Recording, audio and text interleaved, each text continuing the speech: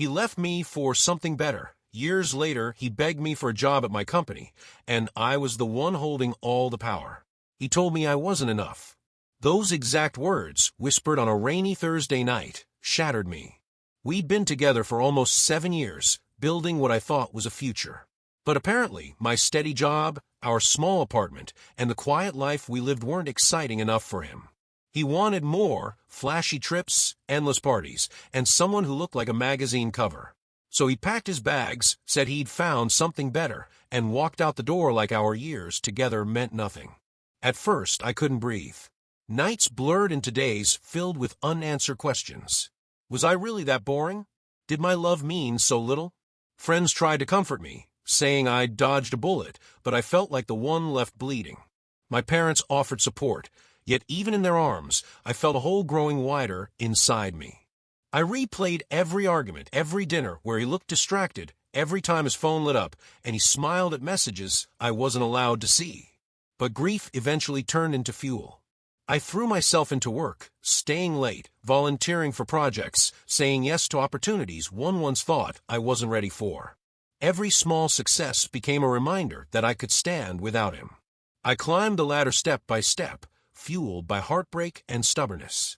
Within 5 years, I wasn't just surviving, I was running my own company. Funny thing is, when you're busy building a life, the pain dulls. I learned to laugh again, to enjoy dinners with friends, to wake up excited about the future. I even started to believe him leaving might have been the best thing that ever happened to me. Then one morning, I walked into my office and saw his name on a resume. My chest tightened. It was him, my ex, the man who once told me I wasn't enough, applying for a position at my company. And the interview was scheduled for the next day. That night, I couldn't sleep. I lay in bed staring at the ceiling, my mind replaying his last words to me. You'll never become anything if you keep playing it safe. Back then, those words pierced me like poison. Now I almost laughed. Playing it safe? I had built a company from the ground up. I had employees depending on me, investors calling me for advice, and name in the industry people respected. But still, seeing his resume felt surreal. He wasn't applying for some high-level role. He wanted a mid-tier position in operations. The kind of job fresh graduates sometimes took to get their foot in the door. His resume was unimpressive, littered with gaps and short stints at companies that clearly hadn't worked out. It told a silent story. He'd been chasing better and ended up with nothing solid. I spent hours debating with myself. Should I cancel the interview to avoid drama? Should I confront him right away? Should I ignore the past and treat him like any other candidate? The next morning, I walked into the office earlier than usual. My assistant handed me the interview schedule, her eyes twinkling. I think you'll find the last one of the day interesting, she said knowingly. Clearly, she had already made the connection. By the time 4 p.m. rolled around, my palms were damp. I never let anyone see me rattled, but this was different. When the door opened, he stepped inside. His confidence was gone. He looked older, tired, his once expensive taste in clothes replaced by a wrinkled suit that didn't quite fit. And then his eyes met mine. He froze. His lips parted like he wanted to say something, but nothing came out. I stayed seated, arms folded, watching the man who had once crushed me struggle to breathe in my presence. Please, he finally whispered, don't make me leave. I need this job. I let the silence stretch. He shifted in his chair, tugging at his sleeve like a nervous schoolboy. For a moment, I saw a flash of a man I once loved, the charming smile, the restless energy, but it was gone just as quickly. What sat across from me now was a shadow of that person, worn down by choices he thought would bring him happiness. So, I finally said, my voice calm, professional, why do you want to work here? He swallowed hard. I know I don't have the strongest resume. Things didn't work out the way I planned. But I've heard about your company, the culture, the success you've built. I need stability. I need a chance. Your company. The words hit differently. He knew exactly whose office he had walked into. There was no way he didn't. I tilted my head. You're right about one thing. Your resume isn't strong. You've jumped around. You've never committed long enough to grow anywhere. What makes you think you'll last here? He looked down, shame flickering across his face. Because I don't have anywhere else to go. His voice cracked. I burned bridges. I thought I was chasing a better life, but He trailed off, pressing his lips together, refusing to finish the sentence. I leaned back, studying him. Part of me wanted to relish this moment, to remind him of the night he left me for something better, to show him how the tables had turned. But another part, quieter, more mature, wondered what the right move was. I built this company from nothing, I said evenly. Nobody handed me success. I fought for every piece of it. So forgive me if I'm not eager to hand a job to someone who once told me I wasn't enough. His eyes widened, and for the first time since he walked in, I saw real regret. I was wrong, he whispered. You were always enough. I just didn't see it until it was too late. The office phone rang, breaking the tension. I didn't pick it up. I just watched him squirm, knowing the decision was entirely mine. I let him sit there, twisting in his own silence, before I finally leaned forward. You know, I said slowly, I used to imagine this moment. The day you'd regret leaving me. The day you'd realize that something better doesn't always last. His shoulders slumped, and for a second I thought he might break down right there. But instead, he forced a shaky smile. Then maybe this is my second chance. Not with us, I know that's gone. But with work. With proving myself. I almost laughed. Second chance. He'd thrown me away like a spare part, and now he wanted me to hand him a lifeline. Still, the businesswoman in me refused to let emotions cloud judgment. Here's the truth, I said, flipping his resume closed. We don't hire people out of pity. We hire people who can grow the company, not drain it. You'd be working under managers younger than you, following orders, taking criticism. Can you handle that? He nodded desperately. I can. I'll do anything. His words rang hollow. I'd heard them before in a different context. Back when our relationship was crumbling, he'd said the same thing. I'll do anything except stay. I stood, signaling the interview was over. He scrambled to his feet. So do I have a chance? His voice was small, almost boyish, a far cry from the man who once strutted out of my life chasing glamour. I looked him dead in the eye. That's not a question I answer in this room. You'll hear back from HR. The disappointment on his face was sharp, but I wasn't about to hand him either rejection or acceptance on the spot. No, he would wait, just like I once waited for him to call, to apologize, to come back. As he left, my assistant slipped inside. That was intense, she said carefully.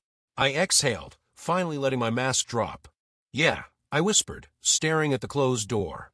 And it's only the beginning. That evening, I stayed late in the office. The building was quiet, the city lights glowing through the glass walls of the boardroom. His resume still sat on the table, staring back at me like a ghost from my past. I called in two of my senior managers, both people I trusted. I want your honest opinion, I said, sliding the resume across the table. They glanced at it, frowning almost immediately. He's unstable, one of them said. Too many short stints, no consistency. We'd be taking a risk. The other manager nodded. We can train skills, but we can't train loyalty. This looks like someone who runs at the first sign of difficulty. Their words echoed the exact wounds he'd left me with years ago. Someone who runs.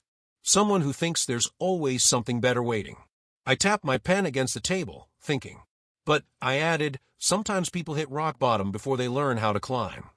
They exchanged a look, unsure where I was going with this. One of them finally asked, Do you know him personally? I met their eyes evenly. Yes. He used to be part of my past. Let's just say he didn't believe in me. And now, here we are. The managers fell silent. They didn't need the details. The irony was enough. When they left, I sat alone again. Part of me wanted to reject him outright, to send a one-line email saying, We've chosen another candidate. It would be so easy, so satisfying. But another part wondered if giving him the job, placing him beneath me, watching him take orders, might be the sweeter form of justice. I leaned back in my chair, smiling to myself. Maybe real revenge wasn't slamming the door shut. Maybe it was letting him walk in, but on my terms. The decision was made. Tomorrow I'd let him know. The next morning, I drafted the email myself instead of letting HR handle it. My fingers hovered over the keyboard as I chose each word carefully. Dear name. After reviewing your interview and experience, we are pleased to offer you the operations associate position at our company. Please confirm your acceptance by end of week. We look forward to seeing how you contribute to our team. I read it twice before hitting send. No warmth. No favoritism. Just business. The same way he once treated me when he walked out, cold, calculated, final. By noon, his reply came. Short. Grateful. Almost pathetic in its politeness. Thank you. I won't let you down. 2 weeks later, he showed up for his first day. I watched discreetly from my office window as he was led around by HR, being introduced to people half his age who now outranked him. His smile was forced, his posture stiff. He looked nothing like the man who had once tossed me aside with arrogant ease. When we finally crossed paths in the hallway, he froze again, clutching a company-issued laptop like a lifeline. I just wanted to say thank you, he murmured, for giving me this chance. I gave him the kind of polite smile I reserve for any new hire. Do well here and you'll earn it. Fail and you won't last. That's how it works for everyone. The truth was, I wanted him to feel every inch of the hierarchy he now lived in. No more being the one who walked away. No more deciding who was enough or not. He was in my world now, and I set the rules. That afternoon, I passed by the operations floor. He was hunched over a desk, listening as a manager young enough to be his little brother explained basic procedures. I almost pitied him, because while he struggled to catch up, I remembered every tear I shed. Every night I doubted my worth. Every moment I believed his version of the truth. And now the roles were reversed. He once made me feel small. Now the walls of my company made him feel smaller. And that was only his first day. By the end of his first week, the cracks were already showing. I'd catch glimpses of him in the break room, standing awkwardly while younger staff chatted about weekend plans he clearly wasn't included in. He laughed too loudly at their jokes, nodded too eagerly at their instructions. It was obvious he was trying too hard. One afternoon, I overheard a conversation between him and his direct manager, Clara. She was 27, sharp as a blade, and had zero patience for excuses. Your report was late, she said flatly, tapping her screen. I don't care if you're still adjusting. You have the same deadlines as everyone else. I'll do better, he muttered, staring at his shoes. Clara didn't flinch. See that you do, because around here, we don't carry dead weight. Then she walked away, leaving him red-faced and trembling with frustration. Later that day, he knocked on my office door. His shoulders sagged, but his tone tried to sound casual. Hey, could we maybe talk? Off the record. I gestured to the chair across from me. Go ahead.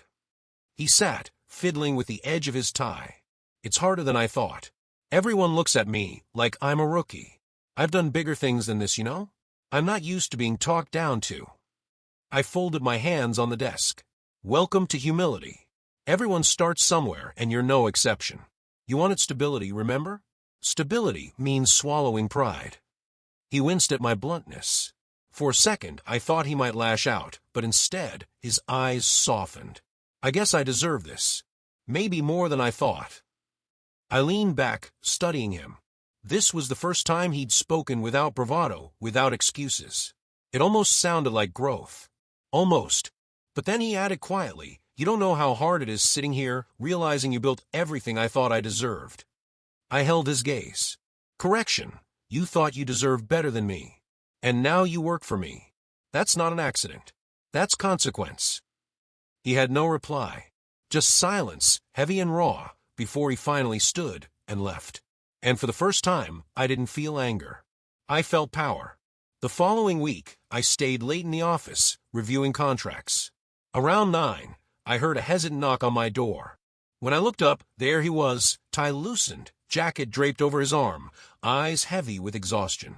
Can I come in? He asked quietly. I nodded, gesturing to the chair.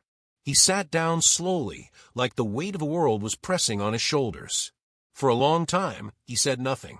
Then finally, you probably wonder what happened. Why I ended up here, begging for a job from you of all people. I didn't respond. I wanted him to say it out loud. I left you for, well, I told myself it was for something better. He gave a bitter laugh. She was glamorous, spontaneous, wild. The kind of woman who made me feel like I was living in a movie. At least for the first 6 months. My stomach tightened, but I stayed still, expression unreadable. He rubbed his face with both hands. Turns out she didn't want stability either. She wanted someone with endless money to fund her lifestyle. And when I couldn't keep up, she found someone who could. She left me the same way I left you, like I was disposable. I leaned back in my chair, arms crossed. So you discovered what it feels like to be traded for a shinier option. He flinched but nodded. Yeah, karma, I guess. And I deserved it. But by the time I realized what I'd thrown away, you were already gone. I saw you in the news once, when your company hit that big milestone. You looked untouchable.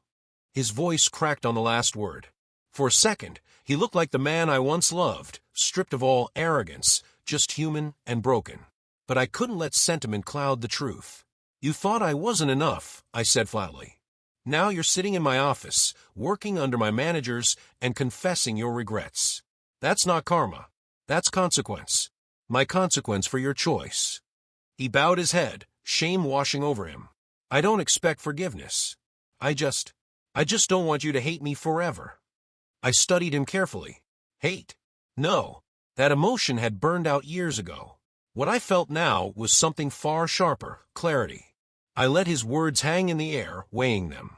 He wanted absolution, some neat little ribbon to tie up the chaos he'd left behind. But I wasn't about to hand that to him. I don't hate you, I said finally. You're not important enough to hate anymore. His head snapped up, pain flickering across his face. Good. Let him feel it. What I do feel, I continued, is responsibility. Not for you, but for my company. If you want to work here, then you do it as an employee, nothing more. No favors. No personal talks. No blurred lines. You'll follow orders, meet deadlines, and prove yourself like everyone else. He swallowed hard. And if I fail? I met his eyes, steady and cold.